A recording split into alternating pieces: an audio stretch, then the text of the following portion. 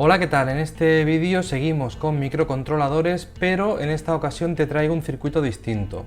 Se trata de un regulador de temperatura, que es un equipo que visualmente no tiene nada que ver con el autómata que hemos visto en vídeos anteriores, pero cuando empecemos a ver todas sus partes veremos que prácticamente la misma estructura. La mayoría de equipos industriales, lo vuelvo a repetir, siguen la misma tipología, o sea que en cuanto veas un poco cómo están distribuidas las distintas partes, verás que todo al final muere en lo mismo, y sabiendo un poquito distinguir cada sección de una placa y saber un poco lo que son las entradas, lo que son las salidas, la alimentación y todo eso, te va a facilitar muchísimo la reparación. Así que vamos al taller y lo vemos de cerca. Aquí tenemos un regulador de temperatura, es un Omron que suele ir en su caja, todo bien colocadito, detrás tiene todas las conexiones. Aquí lo he desmontado, ves que tiene los conectores blancos y esto queda montado de esta forma y todo metido en la caja. Ahora mismo lo que nos interesa es ver las secciones de la placa. Aquí vemos rápidamente que tenemos un integrado bastante grande, que es el microcontrolador, el cerebro de la placa. Detrás tenemos toda la parte de display, botones, etcétera. Y luego tenemos esta placa. Aquí tenemos la entrada de tensión, filtros de red y la fuente de alimentación conmutada. Y luego tenemos dos relés de salida.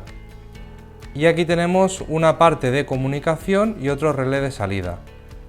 Esta sección de aquí es la entrada de las ondas y la comunicación para poder configurar el equipo. Aquí también hay un conector que no sabemos lo que es, no se utiliza, que en principio creo recordar que es para añadir aquí otra placa, y en la caja tendría otra hilera de borneros, con lo que tendría más funciones. Efectivamente, si nos fijamos aquí, vemos una serie de salidas y entradas que ahora mismo no están conectadas porque falta esta placa. Entonces el mismo chasis, la misma configuración, sirve para distintas opciones. Según los módulos que se monten e incluso los componentes, puede variar. Por ejemplo, en estos equipos es muy fácil encontrar que en lugar de tener salidas de relé tengamos salidas para relés de estado sólido, salidas SSR, que nos dan una señal normalmente de unos 24 voltios que se envían a un relé de estado sólido compuesto por trías o tiristores, y eso ayuda a conectar la resistencia sin necesidad de relés, teniendo más velocidad de respuesta, eliminando picos en las conexiones, eliminando también desgaste en los relés y solucionando varios problemas. Pero vamos, lo que quiero que veas en esta placa, tenemos, como en todas las placas industriales, un microcontrolador o un microprocesador o lo que sea, con algunos componentes auxiliares para que funcione, una alimentación para alimentar a todo el conjunto, entradas, que en este caso son entradas para sondas de temperatura, puede ser una PT100, puede ser un termopar, PT100 o termopar, dependiendo de la configuración.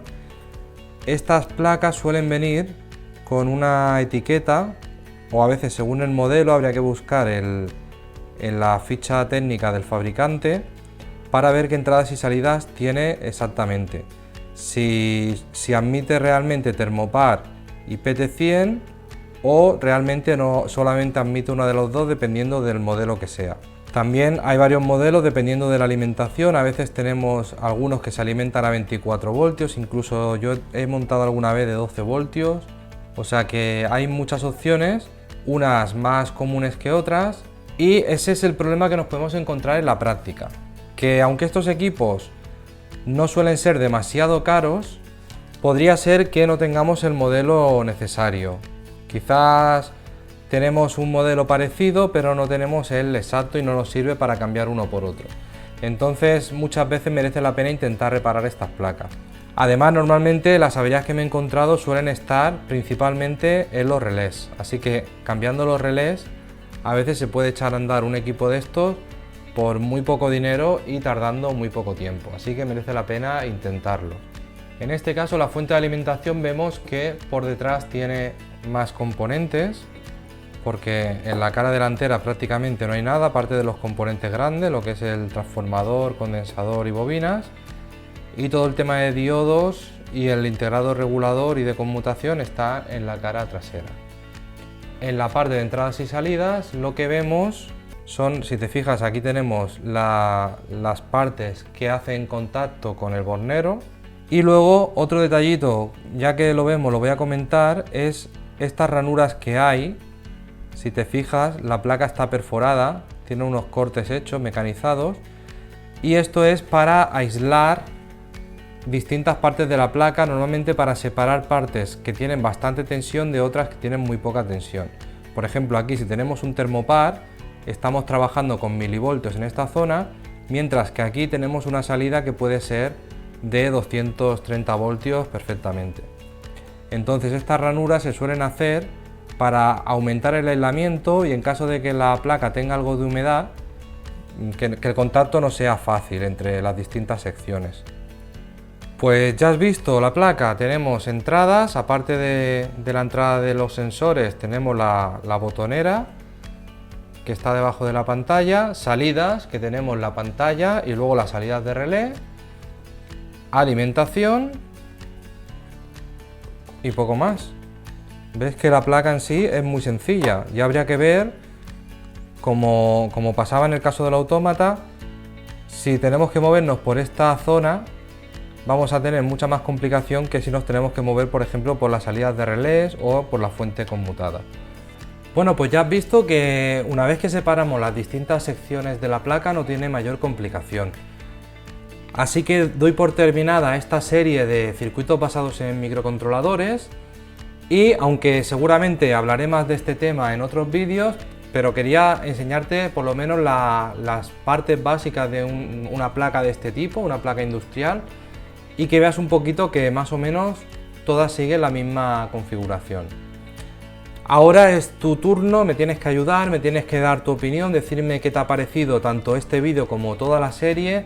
Cuanto más feedback me deis, cuantas más opiniones me vayáis enviando, más podré hacer contenidos o daros información enfocada al tema que realmente os interesa. Así que todos salimos ganando. Recuerda compartir en tus redes sociales, recuerda darle a me gusta donde veas este vídeo, si lo ves en YouTube, si lo veis por Facebook, por donde sea, dale me gusta y compártelo con todo el mundo, tanto tus amigos, tus contactos, siempre puede haber alguien que le pueda servir y así yo voy viendo el interés real que va teniendo cada tipo de vídeos y también eso me ayuda a mejorar y a generar contenido más interesante. Nos vemos en el próximo vídeo. ¡Hasta luego!